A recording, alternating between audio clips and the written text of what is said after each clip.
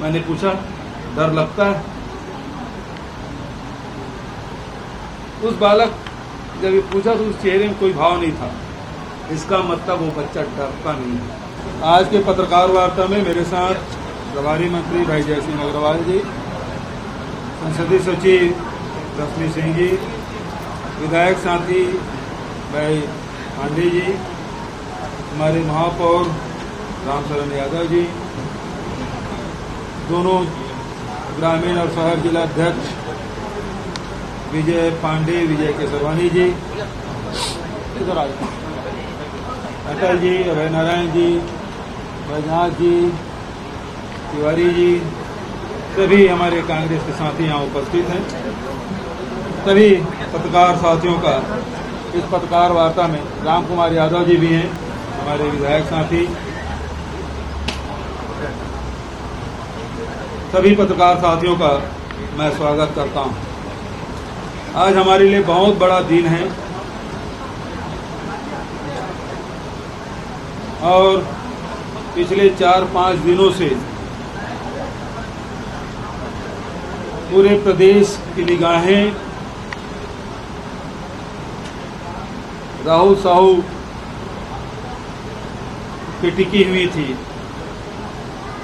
सारे लोग चिंतित थे, दुआएं दे रहे थे, प्रार्थना कर रहे थे, हवन पूजन कर रहे थे और इस बीच में हमारे प्रशासन के लोग 4-4 आईएएस अधिकारी, 2-2 आईपीएस अधिकारी, एसपी, कलेक्टर, एसडीएम, तहसीलदार, थानेदार, एनडीआरएफ के जवान, एसडीआरएफ के जवान, सेना के जवान, एसीसीएल के कर्मचारी,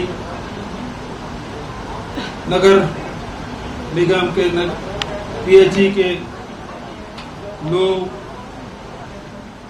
हमारे जनप्रतिनिधि भाई राम कुमार और सब साथी लोग, साथ ही बड़ी संख्या में पत्रकार भी दिन रात पूरे देश और दुनिया को अपडेट कर रहे थे।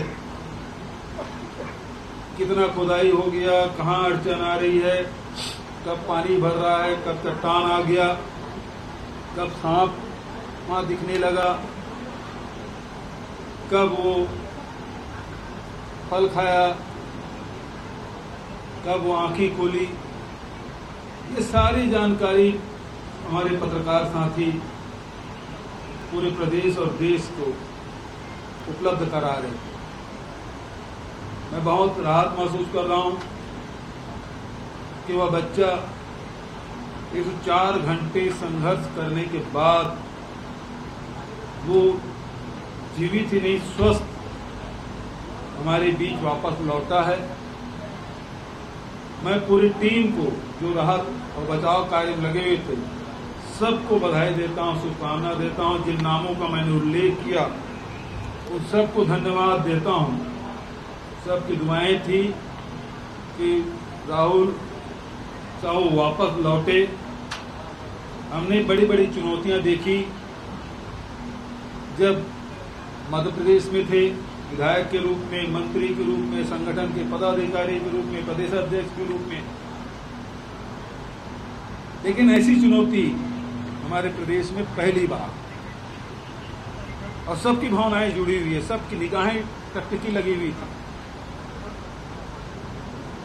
और सबका मन बहुत बड़ा बेचैन था, क्योंकि सब धीरे धीरे लोगों को पता चला कि ये बच्चा वो ठीक से बोल भी नहीं पाता, सुन भी नहीं पाता, इसलिए उसके प्रति और भी ज्यादा लोगों की भावनाएं जुड़ी हुई थी। लेकिन इस चुनौती में सफलता मिली। बहुत ही हम सब राहत महसूस ही नहीं कर रहे हैं, बल्कि सब प्रसन्न भी हैं, खुश भी हैं।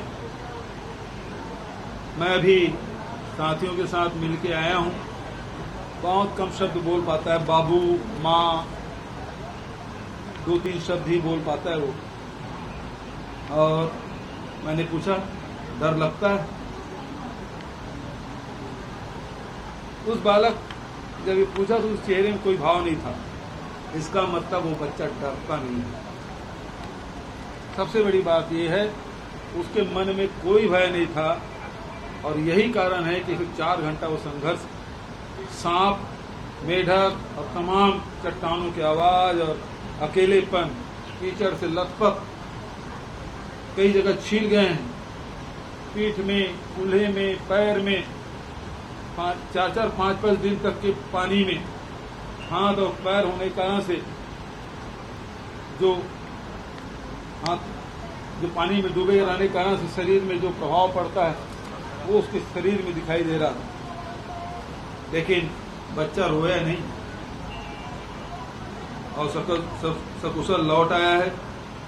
मैं सभी लोगों के प्रति आभार भी व्यक्त करता हूं, धन्यवाद देता हूं, गांव वालों को भी, जिला वालों को भी, तो सब लोगों ने बढ़ चढ़ कर हिस्सा लिया।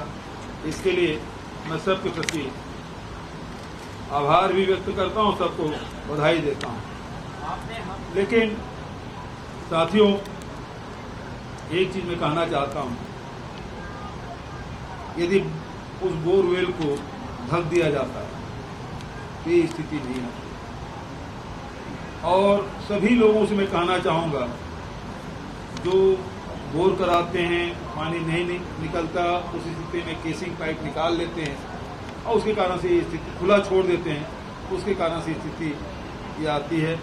फिर से कोई राहु साहू कुएं में न गिरे, तो इसके लिए सभी से मैं अपील करता हूं कि ऐसे खुले में जो गड्ढे छोड़ देते हैं उसको बंद करा दें, बहुत ज़्यादा खर्चा नहीं है। और जब केसिंग पाइप आप निकालते हैं तो उस समय उसको बंद कर दें, ताकि कोई दूसरा राहु साहू इस प्रकार से न फंसे। मैं